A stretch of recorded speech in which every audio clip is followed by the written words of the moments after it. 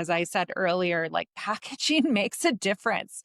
You walk into those retail stores and in person and even online, we're constantly bombarded with content and products and you know uh call outs from brands, and it's overwhelming as a consumer. And so making sure that your packaging is actually really helping. What's the say? They say you have like 3 to 5 seconds to grab a consumer, right, and get them to understand your product. And making sure they have those key USPs on what's different about your product, what's unique about it, and why do they need it. So I think also testing packaging is really important.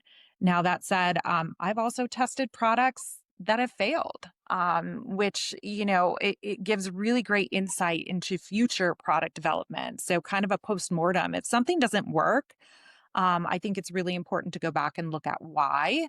You can always do something as a postmortem if it doesn't work, as well as my biggest, I love to say, I love to launch and love rather than launch and leave.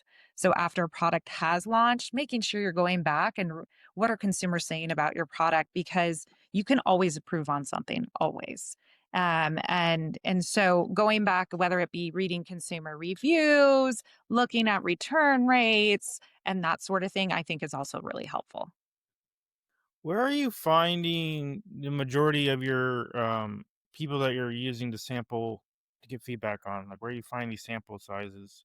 When we were when I've done it scrappily, where if you don't have a certain demographic you're looking for, you just want, if you've got a pretty large target market, I've intercepted people in lobbies into office buildings and enticed them with a $10 Starbucks gift card, right?